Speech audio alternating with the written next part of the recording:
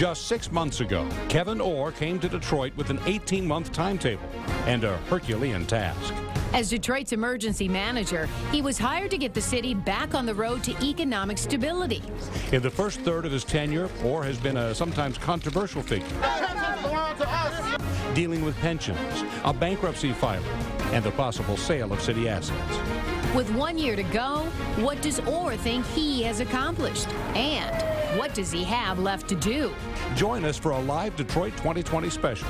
Questions or answers? And Mr. Orr, thank you so much for joining us this evening. It has been certainly a busy 6 months for you, and certainly not a quiet one, but we have a lot of ground to cover over here in the next 30 minutes. Sure, thank you, Stephen. We certainly do. We want to talk about what's gone on since you've arrived. Stephen and I have a number of questions. So do our colleagues who are here with us. And of course, we have some viewer questions for you as well. So, Mr. Orr, let's get started. Sure, Carolyn. Okay, we're going to start yesterday with the news we learned that you have reached a lease agreement with Belle Isle. Yes. Between the governor, the state of Michigan, and that'll come complete with the admission fees and so forth. Right. Now, I'm sure you've heard some of the complaints from council members who feel they were left out of this decision this time after rejecting it last time. Citizens called this disrespectful and even worse. Your first chance now to talk about it since the deal was finalized. You were out of town yesterday, so what does this deal do now, and where do we go from here? Well, first of all, this is just a resurrection of a deal that I thought and understood that the majority of citizens were in favor of last year. In excess of 60% is what I heard. In addition, the terms are substantially similar, but let's just talk about the key terms of the deal.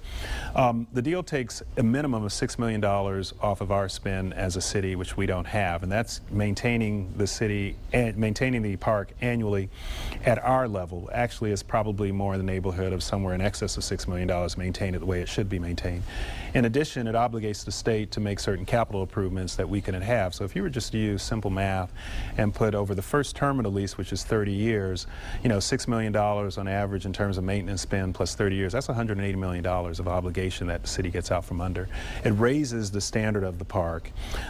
It also allows access to all residents. There is a fee, but it's an annual fee, and it's Milliken Park will be the standard at which we have, and it's along the riverfront there also. So it's a deal that I think that the majority of citizens, and certainly the folks I've been hearing from, thinks makes imminent sense, not just from a financial standpoint, but from a quality of life standpoint. But council didn't agree with you on that. Well, council is entitled to their opinion. Under the statute, I am obligated to deal with all assets and issues in the city. This is one of the 15 buckets of assets I've talked about before, Belle Isle. And another purpose of it, it gets it sort of off the table for the discussions that we're currently having with creditors. I mean, I've been receiving proposals from some folks who wanted to put an amusement park, even condos out on Belle Isle, or some who wanted to privatize it. You know, I don't think anybody wants to see that happen. It's a storied park. It was designed by the same person who designed Central Park, James Law Olmsted. The fountain is designed by the same architect who designed the Supreme Court. It has an investment of citizens and local leaders. The Conservancy, which I met with even today, Belle Isle Conservancy, they pumped more than $5 million in the park recently. Yeah, they're doing a wonderful job taking care of it. They're doing a stupendous job at the park. But I do want to ask you this. Mr. Orr, both candidates for mayor, Duggan and Benny Napoleon, have come out against the Belle Isle deal. And the city council, of course, they're going to vote next week. But if they vote no, they're going to have to come up with an alternative plan, right? So how are you going to sell them on this deal? Well, the statute requires the city council to have 10 days to come up with a plan that provides the same net benefit to the city. And the math that I just used is the floor. So someone would have to come up with a proposal that provides the city with $180 million of value over the term of that lease. That's going to be a heavy lift. Are you surprised Duggan and Benny Napoleon don't agree with the deal as well? No, you know, and they're candidates for office and understand that they have to take a position on it, but it's my obligation as emergency manager to make this decision, and I made it. You're going to be seeing comments on the bottom of the screen here during this conversation. We want you to know, and that we want to know what you think about what Kevyn Orr is saying to us right now in real time, so please plan to join the conversation on Twitter using the hashtag Detroit2020. Well, one of the most controversial aspects to the bankruptcy filing is the potential impact on the pensions of current city and Detroit workers, of course, and retirees. Dave Llewellyn takes a look at that right now. Retired city workers hit the streets back in June to protest Kevyn Orr's plan to cut their pensions. Retirees are a big target in the turnaround strategy of Detroit's emergency manager.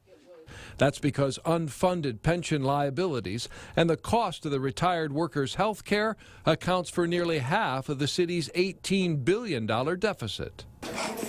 Orr says the city must cut pension benefits and cannot afford to keep paying for health care for retirees. He's also proposing to move the nearly 10,000 current city employees to a 401k-style retirement plan by the end of the year to save money. Regina Vance worked for the city for over 30 years. She says her pension is her lifeline. And I believe that things are going to work out. They have to. I really do. Otherwise, we're going to be pretty much devastated. And that's the concern of so many who say they can't afford to lose pension money. So the question at this point, Mr. Orr, is you don't have court approval yet to cut those pensions. How confident are you of your legal ground to do so?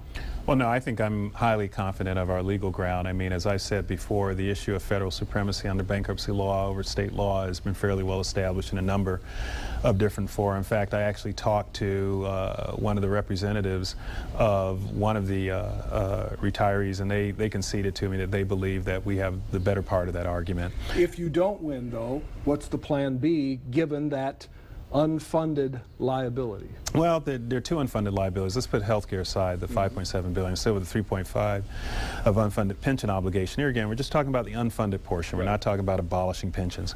There really is no proposal, and we'll have to go back to the drawing board to deal with that because, frankly, if you look at the history, and it's been pretty widely reported over the past couple of weeks, I mean, I've been here 6 months. This issue of pensions has been coming this way to the city for the better part of the past 30, 40, 50, 60 years. Some of the conduct that has gotten us here has been engaged in before I got here. Right. I wish people would understand that we're just dealing with the reality. It is very troubling, certainly from a pensioner, to have to deal with the issue that there might be cuts or reductions in their lifeline, as was said on TV, and I'm sensitive to that. But we don't have an alternative, and frankly, the course that we were put on that course before I got here. I'm just dealing with it.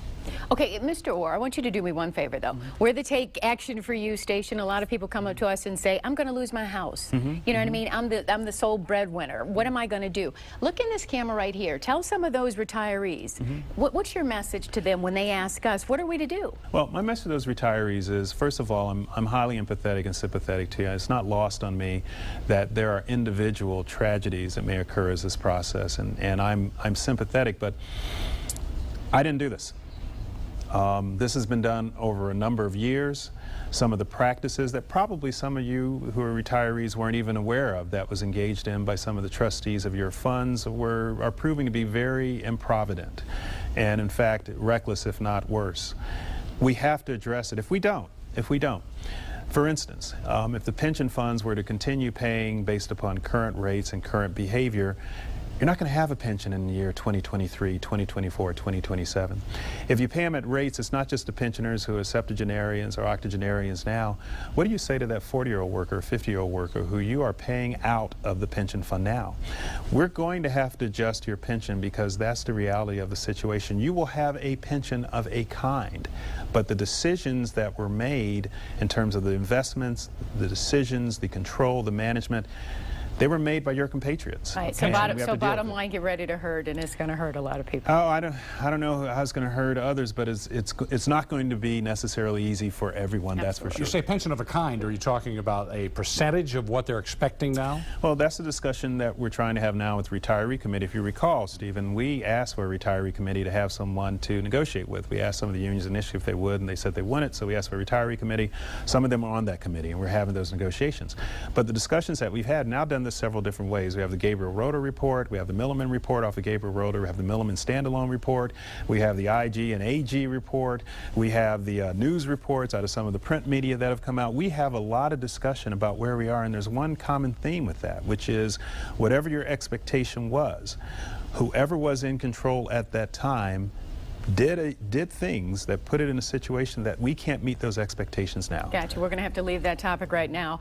We talked to a number of Detroiters, and most of their questions were centered around crime. Here's a sampling of that. Hello, my name is Clifford, and Mr. Orr, I have a simple question for you. Do you believe what you're doing behind closed doors is going to help the citizens of Detroit that have to ride around in the dark at night or pull up in the gas station in fear of their life? Do you actually think what you're doing is going to help? Mr. Orr, my name is Roslyn, and I would just like to know, how do you plan to keep us working people safe and to be able to hold on to some of the items that we work for? There's the questions. Okay, well, two questions. One, do I believe with behind closed doors? First of all, I don't think what I'm doing is behind closed doors. Actually, I've tried to be as open and put out as much information as I can. Some of it is quite dense, and I'll admit that. And some of the reports you have to sort of plow through, but for instance, one of the questions was safety. As you may recall, we went through quite a bit to get a new police chief in, and he's off and running, and he's doing a gangbuster good job there. So we are very focused on trying to do safety and security. The chief, in fact, has received a lot of support and a lot of compliments for the way he's handling himself. So yes, I do believe what I'm doing, not necessarily behind closed doors, because I don't want to let that go unresponded to, but what I'm trying to do for the benefit of the city will help. The second question was, am I trying to make citizens safe? I, my team, every city worker, and certainly everyone in the uniformed services, police, fire, EMS, are dedicated to that function. I've never met more police officers that are committed to patrolling this city in challenging circumstances, some of them at a pay cut, some of them with gear that is outmoded. We let another $5 million of the cops payment I defaulted on June 14th to get additional equipment, cars, vests, tasers, body cameras for the police just a few days ago, the fire department. These guys, 60% of our fire calls are arson and abandoned structures, and they still go. Our EMS calls, only 10 to 20% of them are high priority. The majority are not. So yes, we're trying to make it better. So everybody's happy right now? I don't know if everybody's happy, but we're trying to do better than where we were, Carolyn. Gotcha. All right, thanks. The Detroit Institute of Arts is up for grabs. Or is it? Will the city lose its prized art collection? What could stay and what could go? Questions or answers when we come right back. Don't go anywhere.